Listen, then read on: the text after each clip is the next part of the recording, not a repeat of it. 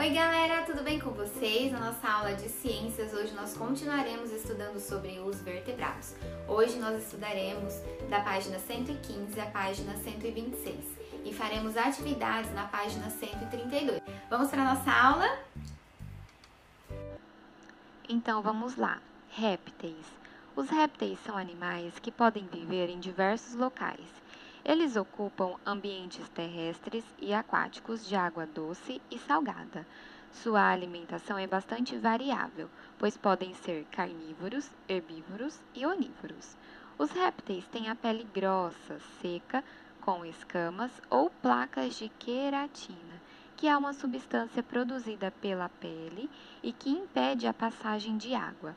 Assim, esses animais podem ocupar ambientes secos, pois perdem pouca água através da pele. Alguns répteis, como tartarugas, cágados e jabutis, têm uma carapaça de osso coberta por queratina, que serve para proteger o corpo. Serpentes, assim como os lagartos, têm a pele coberta por escamas. Crocodilos e jacarés têm o corpo coberto por placas, que também estão presentes nas patas e na cauda das tartarugas e dos jabutis. Muitos répteis são ovíparos e mesmo os que vivem na água colocam seus ovos na terra.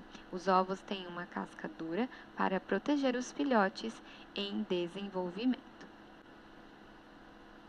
Aqui nós temos a tartaruga marinha, desovando na areia da praia. Esse é o único motivo pela qual o animal sai do mar. Aqui nós temos o ninho da tartaruga marinha com os ovos. Os répteis podem caminhar, como os lagartos, rastejar, como as serpentes, e nadar, como as tartarugas marinhas. São exemplos de répteis os cágados, jabutis, serpentes, lagartos, tartarugas, jacarés e crocodilos. Jacarés têm o focinho mais curto e arredondado que os crocodilos. São animais carnívoros, vivem próximos a rios, caminham e usam a cauda para nadar. Crocodilos têm focinhos mais finos e alongados que os jacarés. São animais carnívoros, a maioria vive próximo a rios, mas alguns obtêm alimentos no mar. As tartarugas podem ser marinhas ou de água doce. Caso se sintam ameaçadas, algumas podem encolher a cabeça dentro do casco para se proteger. As tartarugas marinhas têm as patas em forma de remo, enquanto as tartarugas de água doce têm patas com unhas e membranas entre os dedos que ajudam na natação. Aqui nós temos a imagem de uma tartaruga marinha. Os cágados fazem parte de suas atividades na água doce, parte no ambiente terrestre. Dobram a cabeça de lado para se proteger. As patas têm unhas que ajudam a subir em troncos e a caminhar. Possuem membranas entre os dedos que facilitam na natação. Aqui nós temos a imagem do cágado. Os jabutis terrestres se protegem encolhendo a cabeça dentro do casco e têm as patas cilíndricas, semelhantes às patas de elefante. Aqui nós temos a imagem do jabuti.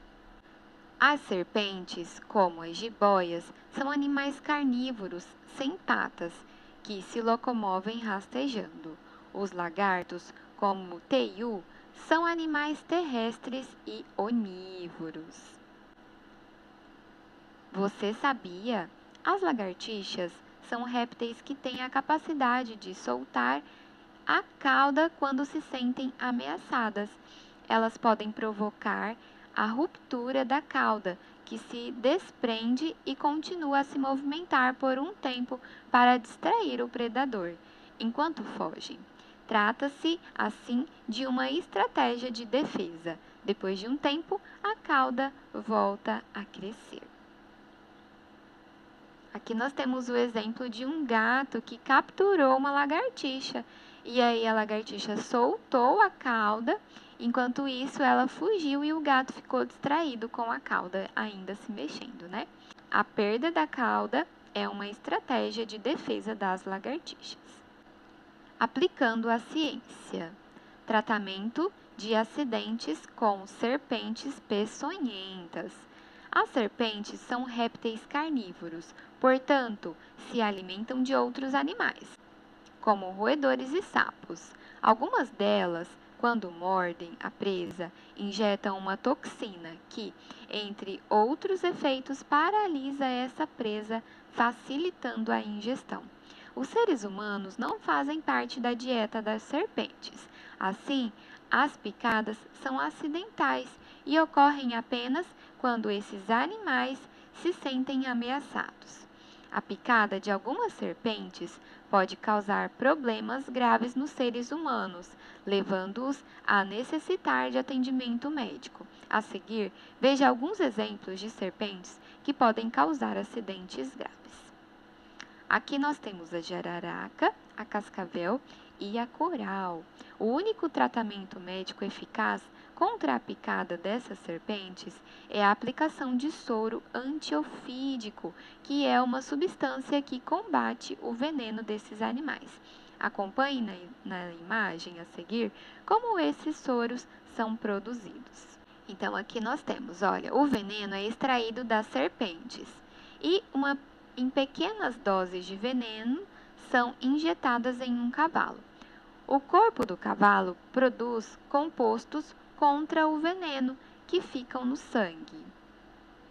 O sangue do cavalo é retirado. Os compostos contra o veneno são separados do sangue. Os compostos são purificados, formando o soro, e em embalagens adequadas o soro é distribuído para alguns hospitais. Aves. As aves são animais que habitam praticamente todos os ambientes do planeta. Há aves que são terrestres e não voam, como a ema e o avestruz. Outras são excelentes voadoras, como os gaviões e os beija-flores. E ainda há aquelas que podem nadar, como os pinguins, patos e gansos. A ema é uma ave que não voa, tem as patas fortes e pode caminhar e correr. O falcão peregrino é veloz e pode fazer manobras precisas durante o voo. Os beija-flores são as únicas aves que podem voar para trás e ficar paradas no ar enquanto batem as asas. Isso facilita a sua alimentação. Os pinguins não voam, mas são excelentes nadadores e usam as asas para se impulsionar na água, mergulhando para capturar os peixes. A alimentação das aves é bastante variável. Há aves que se alimentam de sementes, frutos e néctar. Portanto, são herbívoras, como os beija-flores. Há aves que se alimentam de plantas e animais, como os tucanos. E há aquelas que são carnívoras, como os gaviões. Esses animais têm bicos com tamanho e formas diferentes, compatíveis aos alimentos que consomem. As aves têm o corpo coberto por penas. Essas estruturas ajudam na manutenção da temperatura de seus corpos e no voo. Todas as aves são ovíparas e põem ovos com casca dura, que protege o filhote que está se desenvolvendo, e algumas cuidam dos filhotes após o nascimento. A galinha protege e ensina os pintinhos a buscar alimento depois que eles saem dos ovos. Você sabia? As aves produzem uma substância oleosa que impermeabiliza as penas. As espécies que nadam, como gansos, patos e pinguins, produzem essa substância em grande quantidade, o que impede que as penas fiquem encharcadas na água e que as aves afundem.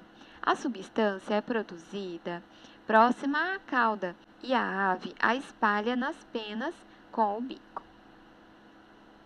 Os mamíferos. Os mamíferos habitam vários ambientes do planeta, como desertos, matas, rios, mares, montanhas e regiões polares.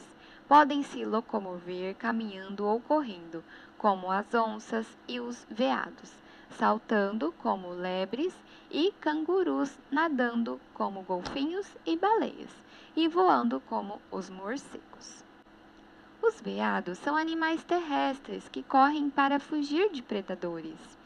As lebres se locomovem saltando e podem alcançar altas velocidades.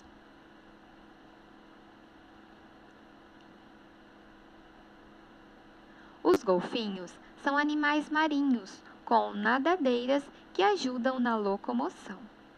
Os morcegos são os únicos mamíferos que voam.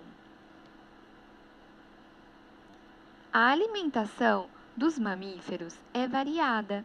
Há mamíferos carnívoros, como os leões e as onças, herbívoros, como as capivaras e os cavalos, e onívoros, como os macacos e os seres humanos.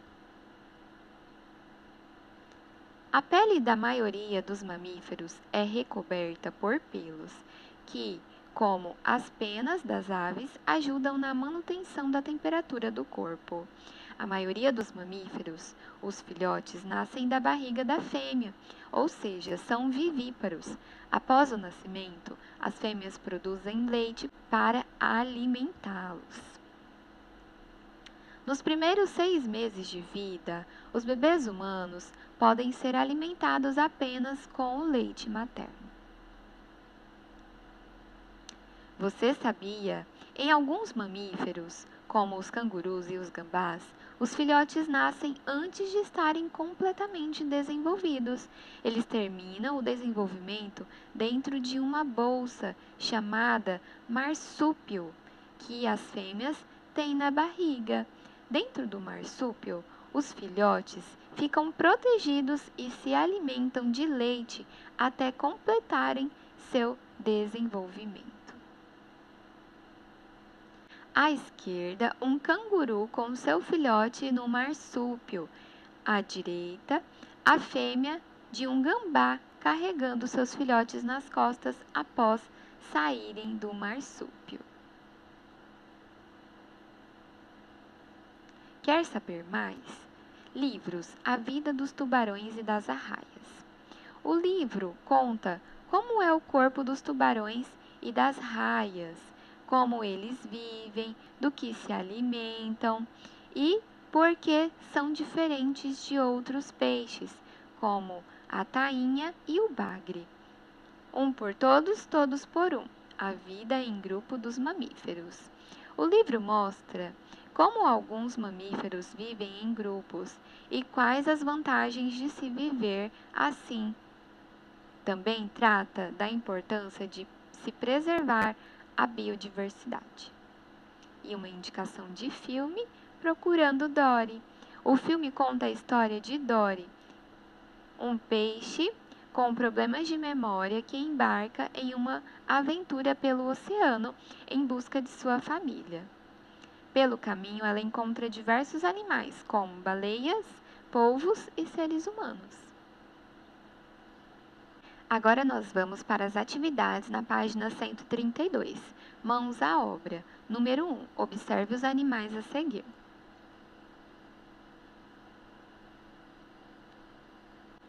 Agora responda as questões. Letra A. Qual é o grupo ao qual esses animais pertencem? Qual é a característica que eles têm em comum?